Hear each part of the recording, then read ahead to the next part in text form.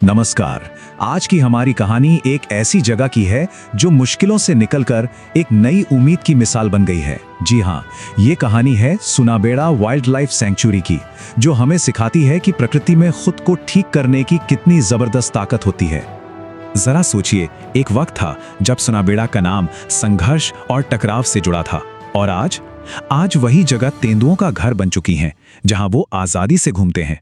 यही वो बदलाव है जो सुनाबेड़ा की कहानी को इतना खास बनाता है।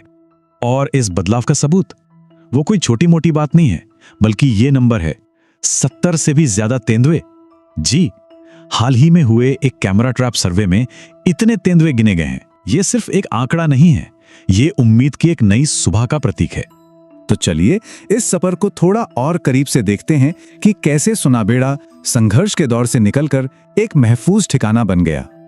कहानी में जो सबसे बड़ा मोड़ आया वो था जनवरी 2026 में, जब सुनाबेड़ा को आधिकारिक तौर पर माओवादी मुक्त घोषित कर दिया गया। इस एक घोषणा ने न सिर्फ इलाके में शांति बहाल की, बल्कि वाइल्ड लाइफ के संरक्षण और स्टडी के लिए नए दरवाजे भी खोल दिए। अब जब कहानी का ये पहलू समझ आ गया है, तो जरा उस जगह को भी जान लेते हैं जिसके बारे में हम बात कर रहे हैं। आखिर ये सुनाबेड़ा है कहाँ और कैसा है? तो ये सुनाबेड़ा उड़ीसा के बिल्कुल पश्चिमी छोर पर बसा एक बहुत ही खूबसूरत जंगल है। इसे 1983 में एक अभयारण्य बनाया गया था। समझिए, ये प्रकृति का एक ऐसा खजाना है जो काफी समय तक दुनिया की नजरों से छिपा रहा। और यहाँ का लैंडस्केप, अरे वाह, क्या कहने। एक तरफ ऊंचे ऊंचे घास के पठार हैं, तो दूसरी तरफ गहरी गहरी घाटियां। जोंक, सुंदर और इंद्र जैसी जरूरी नदियां भी यहीं से निकलती हैं। और तो और यहां एक दो नहीं, पूरे 11 शानदार झरने भी हैं। चलिए कुछ जरूरी बातें फटाफट जान लेते हैं। यह जगह उड़ीसा के नुआपाड़ा जिले में आती है। फिलहाल इसका एरिया करीब 600 वर्ग किलोमीटर है, लेकिन इसे बढ़ाकर 956 वर्ग किलोमीटर से भी ज्यादा करने का प्रस्ताव है। यानी इसे और भी बड़ा बनाने की तैयारी चल रही है। अब जगह तो देख ली, चलिए मिलते हैं यहाँ के असली बाशिंदों से, यहाँ के पेड़ पौधों और जानवरों से। यहाँ के जंगल की अपनी एक अलग ही शान है। ये एक ट्रॉपिकल ड्राई डेसिडुअस फॉरेस्ट है, जहाँ सागौन, चंदन, बीजा और शीशम जैसे बहुत कीमती पेड़ पाए जाते हैं।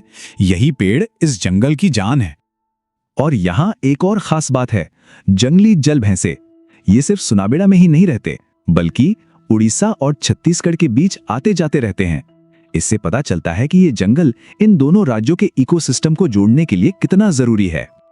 और सिर्फ भैंसे ही नहीं, ये जगह हार्ड ग्राउंड बारहसिंघा और नीलगाय के लिए तो समझिए एक बिल्कुल परफेक्ट, एक महफूज घर है, जहां वो बिना किसी डर के रह सकते हैं। जानवरों की बात हो गई, अब जरा आसमान की तरफ देखते हैं। पता है, यहाँ 200 से भी ज्यादा किस्म के पक्षी मिलते हैं। इनमें फॉरेस्ट आउलेट और बैंडेड बेग कुकू जैसे कुछ दुर्लभ पक्षी भी शामिल हैं। मतलब बर्ड वॉचर्स के लिए तो ये जगह किसी जन्नत से कम नहीं है। तो सुनाबेड़ा अपने आप में तो खास है ही, लेकिन इसकी अहमियत तब और बढ़ जाती है जब हम इसे एक बड़े नक्शे पर देखते हैं। चलिए समझते हैं क्यों। देखिए, सुनाबेड़ा अकेला नहीं है। ये सीधे सीधे छत्तीसगढ़ के सीता नदी और उदंती अभयारण्यों से जुड़ा हुआ है। ये समझिए, जानवरों के आने जाने के लिए एक तरह का नेचुरल सुपर हाईवे है। इसीलिए इसे सिर्फ एक जंगल नहीं, बल्कि मध्य भारत का एक पारिस्थितिक पुल या इकोलॉजिकल ब्रिज कहा जाता है।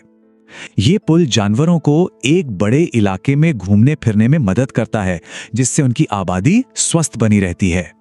तो इतना सब कुछ जानने के बाद अब सवाल उठता है कि आगे क्या? सुनाबेड़ा का भविष्य कैसा होने वाला है? अब सुनाबेड़ा के लिए एक बहुत बड़ा कदम उठाने की तैयारी है। इसे एक टाइगर रिजर्व बनाने का प्रस्ताव रखा गया है। अगर ये प्रस्ताव मंजूर हो जाता है, तो इसे राष्ट्रीय स्तर पर एक अलग पहचान मिलेगी और यहाँ के वन्य जीवों को और भी बेहतर सुरक्षा मिल पाएगी।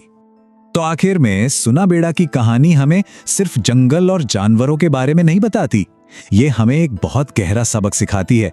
ये सोचने पर मजबूर करती है कि इंसानी शांति और पर्यावरण की सेहत के बीच कितना गहरा और अटूट रिश्ता है। जब इंसान शांत होता है, तो प्रकृति भी मुस्कुरा उठती है।